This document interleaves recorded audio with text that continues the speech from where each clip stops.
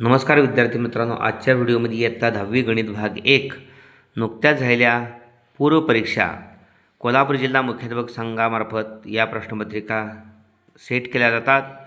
SSC बोर्डामध्ये moderator म्हणून, chief moderator म्हणून प्रश्नपत्रिका सेटिंगचं काम करणारे अनुभवसंपन्न शिक्षक यामध्ये सहभागी असतात. साहजिकच या प्रश्नांचा दर्जा अतिशय महत्त्वाचा आणि अतिशय उत्कृष्ट असा असतो. म्हणूनच या ठिकाणी 11 ते 12 जिल्ह्यातील शाळांमध्ये या प्रश्नपत्रिका वापरल्या जातात. अंतिम परीक्षेलाही हा भाग महत्त्वाचा ठरतो. त्यानिमित्तानं स्वरूप समजतं, कोणता प्रश्न कोणत्या प्रश्नात किती गुणासाठी विचारला जातो हेही समजतं. 40 गुणांचा हा पेपर आहे. प्रश्न पहिला अ. पुढील प्रत्येक उपप्रश्नासाठी 4 पर्यायी उत्तर दिले आहेत. त्यापैकी अचूक उत्तराचा पर्याय निवडून त्याचे वर्णाक्षर लिहा. या ठिकाणी 4 गुणांचा प्रश्न आहे. 4 उपप्रश्न आहेत, त्याच्यामध्ये वर्णाक्षर लिहिलं जावं. या ठिकाणी कोणत्याही परिस्थितीमध्ये त्या वर्णाक्षराचं जे उत्तर असेल ते लिहिण्याचा प्रयत्न होऊ नये. पहिला उपप्रश्न आहे. 4x + 5y = 19 चा आलेख काढण्यासाठी x = 1 असताना y ची किंमत किती? या ठिकाणी 4x + 5y = 19.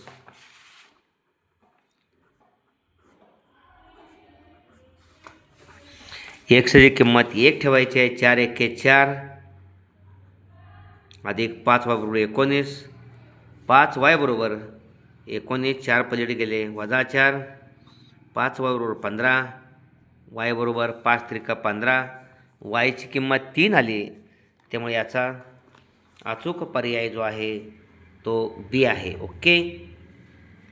kx² - 7x + 12 या वर्ग समीकरणाचे एक मूळ 3 असेल तर केची या ठिकाणी केची किंमत काढायची आहे. kx² - 7x + 12 याचं एक मूळ 3 आहे म्हटलेलं आहे. केची किंमत काढा म्हणजे एक्सची किंमत 3 ठेवायची.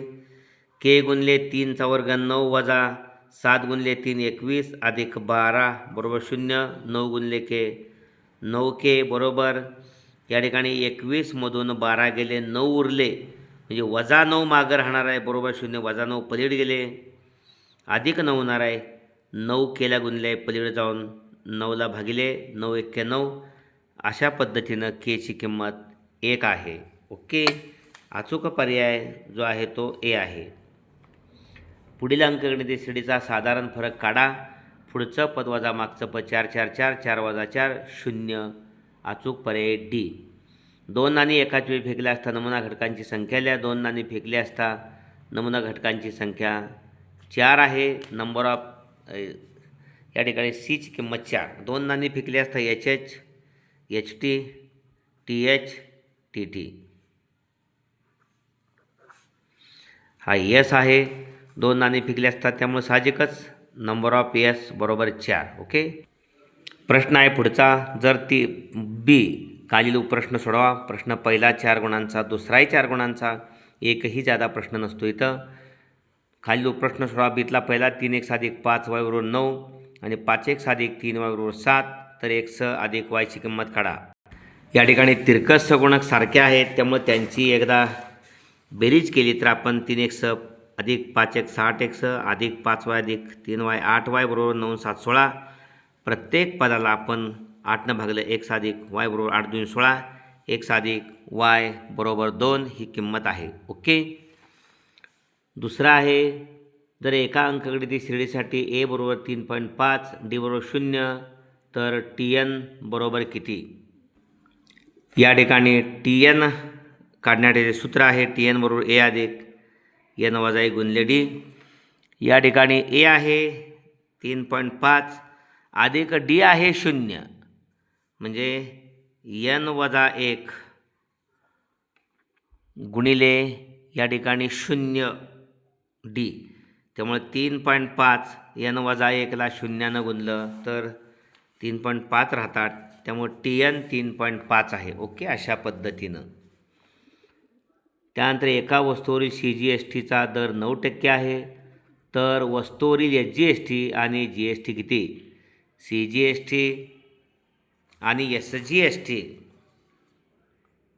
एकच असतो तो 9% असतो आणि जो GST आहे तो CGST अधिक SDST या दोघांची बेरीज 9 अधिक 9 बरोबर 18%. ओके, अशा पद्धतीनं GST 18% आणि SGST 9%. पुढचा प्रश्न आहे, जर नंबर ऑफ एस बरोबर 2 आणि नंबर ऑफ ए बरोबर 1 तर P ऑफ ए किती?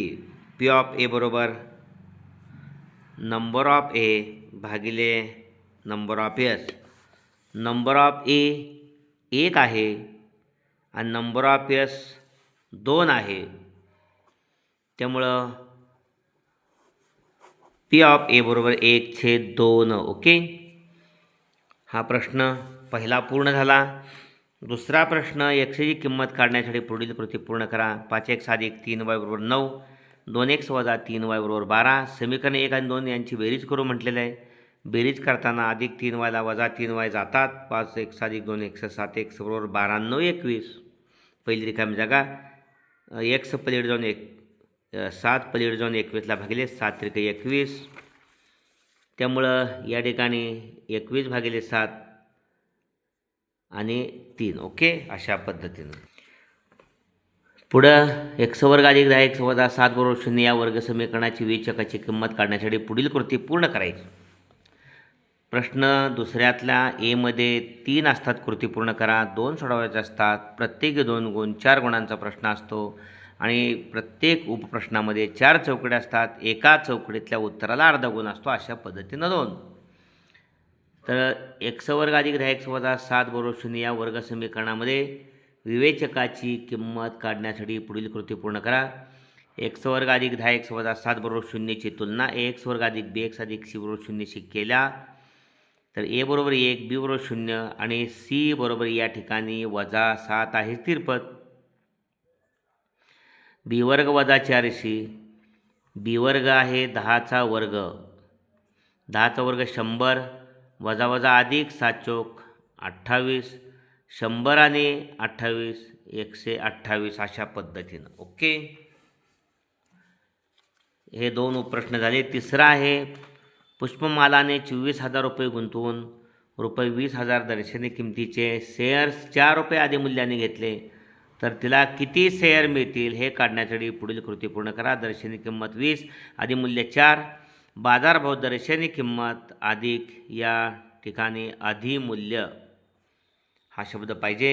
20 अधिक अधिमूल्य 4 आहे, त्यामुळे 24. दुसरी रिकामी जागा, शेअर संख्या एकूण गुंतवणूक 24,000 आणि बाजारभाव या ठिकाणी 24 आहे, हा बाजारभाव. ओके, 24ला 24नं भागले की 24 एके 24 आणि 3 शून्य म्हणजे 1,000 शेअर्स. ओके, बी आहे, पुढीलपैकी कोणतेही 4 उपप्रश्न सोडवायचे आहेत. या ठिकाणी 8 गुणांचा प्रश्न आहे. 5 असतात, 4 सोडवायचे, प्रत्येकी 2 गुण, बेचोक 8 गुण. प्रश्न दुसऱ्यातला 4 गुणांचा आणि 8 गुणांचा 12 गुणांचा सर्वाधिक मोठा प्रश्न आहे. जर 4 उपप्रश्न, जर 4 केवळ मूल्य 4 5 M3 बरोबर 22 असेल तर एमची किंमत काढा. या ठिकाणी 4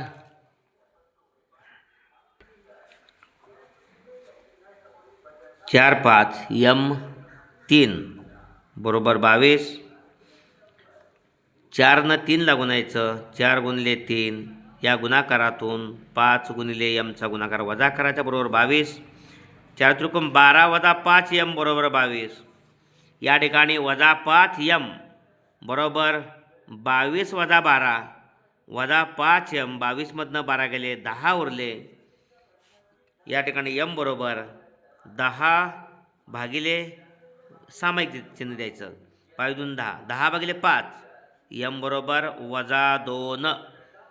एमची किंमत काढताना वजा 5 पलीकडे 10ला भागिले होणार आहे, म्हणून 5 2 10 वजा 2 एमची किंमत. ओके, पुढला प्रश्न आहे, पुढील वर्ग समीकरण अवयव पद्धतीने सोडवा. M वर्ग अधिक 14M अधिक 13 बरोबर 0. या ठिकाणी 13चे 2 अवयव असे पडायचे, बेरीज 14 आली पाहिजे, 13 एके 13. त्यामुळे M वर्ग म्हणून चिन्ह करायचे. मग M वर्ग अधिक 14M बद्दल 13M अधिक 1M अधिक 13 बरोबर 0. पहिल्या दोघांतून सामायिक यम निघतोय. यम अधिक 13 हा डोळं झाकून यम अधिक 13 लिहायचा.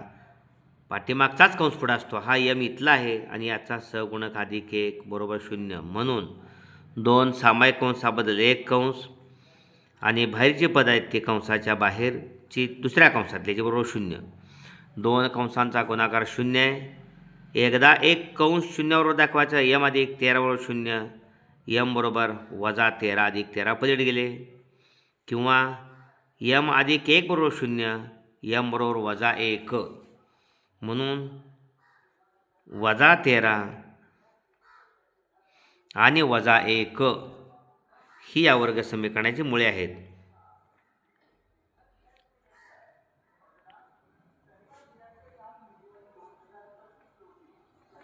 ओके.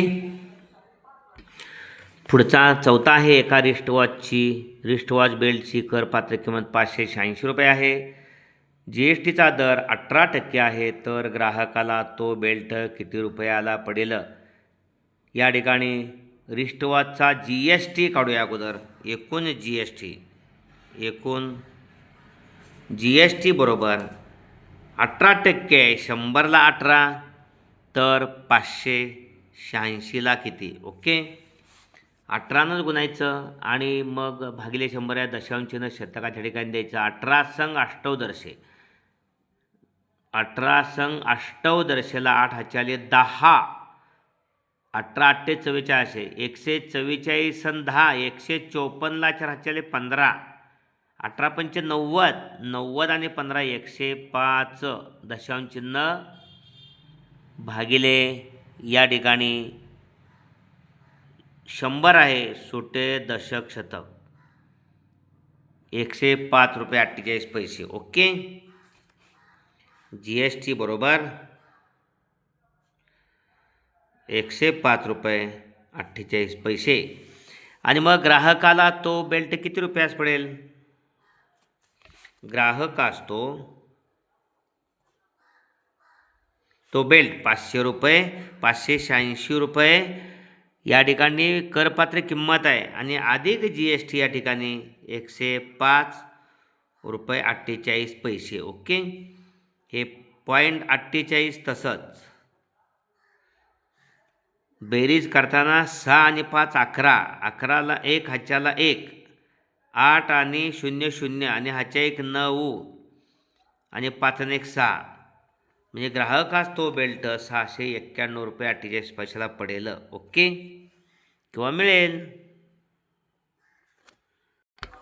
आणि पाचवा शेवटचा. पुढील सारणीत विद्यार्थ्यांनी रोजच्या अभ्यासासाठी व्यतीत केलेले तास व विद्यार्थी संख्या यांची वारंवारता वितरण सारणी दिली आहे. तेव्हा विद्यार्थ्यांनी अभ्यासासाठी दिलेल्या वेळेचा मध्य काढा. या ठिकाणी वेळ तास आणि विद्यार्थी संख्या आहे. 0 ते 2 तास अभ्यास करणारे 8 विद्यार्थी आहेत. 2 ते 4 तास अभ्यास करणारे 14 विद्यार्थी आहेत. 4 ते 6 तास अभ्यास करणारे 18 विद्यार्थी आहेत. 6 ते 8 तास अभ्यास करणारे 10 आणि 8 ते 10 तास अभ्यास करणारे 10 विद्यार्थी आहेत. सारणी तयार करायची अशी. हे वर्ग आहेत. वेळ तासात 0 ते 2 वर्गमध्ये 1 दोघांच्यामध्ये. 2 ते 4 4 आणि 2 6 भागिले 2 3 वर्गमध्ये XI. 4 ते 6 वर्गमध्ये 5. 6 ते 8 वर्गमध्ये 7. 8 ते 10 वर्गमध्ये 9 आहे. दोघांची बेरीज भागिले 2. 10 8 18 भागिले 2 9. विद्यार्थी संख्या 8 14 12 10 10. आणि शेवटचा कॉलम FI या दोघांचा गुणाकार 8 1 8. 14 त्रिकोण 42. 18 पंचे 90. 10 सत्ते 70. 10 9 90. या ठिकाणी समेशन FI विद्यार्थी किती आहेत पहा. 10 10 20. 20 आणि यातले 10 30 आणि 38. 38 आणि यातलं 4 42 आणि यातलं 10 52. 52 8 60 विद्यार्थी आहेत. आणि FI XI यांची बेरीज किती आली पाहूया. समेशन FI XI हे 8 आणि 2 10. 10ला 0 ह्याच्याला 1 9 आणि ह्याच्या 1 10 आणि 7 17 9 26 आणि 4 30 300. त्यामुळे या ठिकाणी मध्य काढायला सांगितलं आहे. विद्यार्थ्यांनी दिलेल्या वेळेचा मध्य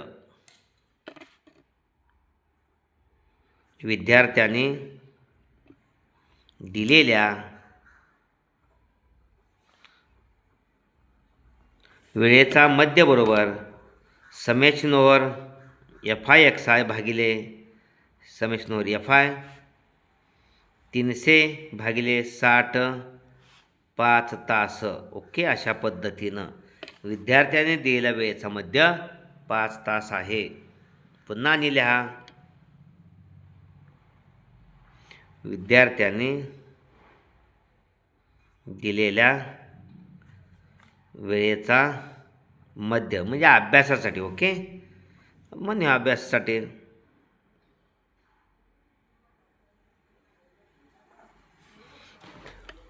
अभ्यासासाठी दिलेल्या वेळेचा मध्य. अशा पद्धतीनं हा व्हिडिओ आपण जरूर लाईक करा आणि आपल्या सर्व 10वीतल्या विद्यार्थ्यांना, आपल्या विद्यार्थी मित्रांना तो शेअर करा. अत्यंत सोप्या भाषेमध्ये आपण या ठिकाणी प्रश्न सोडवतो आहे.